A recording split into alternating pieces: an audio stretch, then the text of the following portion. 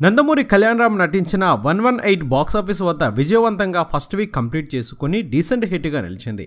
సంక్రాంతి తర్వాత టాలీవుడ్ లో విడుదలైన సినిమాలన్నీ దాదాపు ఫ్లాప్ అయ్యాయనే చెప్పాలి. 118 మాత్రమే విజయాన్ని అందుకుంది. ప్రేక్షకుల ఎక్స్పెక్టేషన్స్ కు తగిన విధంగా సినిమా ఉండటంతో పాజిటివ్ టాక్ స్ప్రెడ్ అయింది.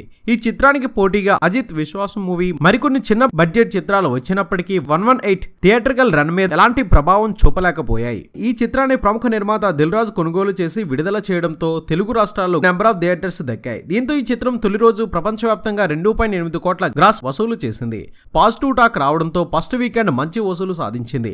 ఆ వెంటనే శివరాత్రి హాలిడే కలిసి రావడంతో ఆదివారం తర్వాత కూడా మంచి బిజినెస్ జరిగింది. ట్రేడ్ వర్గాల నుంచి అందుతున్న సమాచారం ప్రకారం ఈ చిత్రం తొలివారం ప్రపంచవ్యాప్తంగా 13.54 కోట్లు రాబట్టినట్లు సమాచారం. ఇందులో దాదాపు 7.5 కోట్ల డిస్ట్రిబ్యూటర్ షేర్ వసూలైనట్లు తెలుస్తోంది.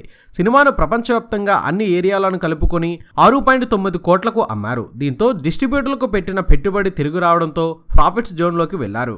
ఈ వారం తెలుగు సినిమాలు ఏవి విడుదల కావడం లేదు. హాలీవుడ్ మూవీ కెప్టెన్ మార్వెల్, సర్వం తాళయం అనే డబ్బింగ్ చిత్రాలు మాత్రమే రిలీజ్ అవుతున్నాయి. ఇది 118 చిత్రానికి కలిసొచ్చే అంశంగా ట్రేడ్ విశ్లేషకులు అంచనా వేస్తున్నారు. 118 ద్వారా ప్రముఖ సినిమాటోగ్రాఫర్ కేవి గుహన్ దర్శకుడిగా పరిచయమై ఈస్ట్ కోస్ట్ ప్రొడక్షన్ పతాకంపై మహేష్ కోనేరు ఈ చిత్రాన్ని నిర్మించారు. ఈ చిత్రం బ్లాక్ బస్టర్ గా నిలిచే అవకాశాలు కనిపిస్తున్నాయి. మరి చూసారు కదా, ఈ వీడియో నచ్చితే తప్పక లైక్ చేయండి, షేర్ చేయండి, మీ అభిప్రాయాన్ని కామెంట్ రూపంలో చెప్పండి. మన ఎస్వీఆర్ మీడియా యూట్యూబ్ ఛానల్ ని సబ్స్క్రైబ్ చేయండి, మమ్మల్ని ఆశీర్వదించండి. Please subscribe and thank you.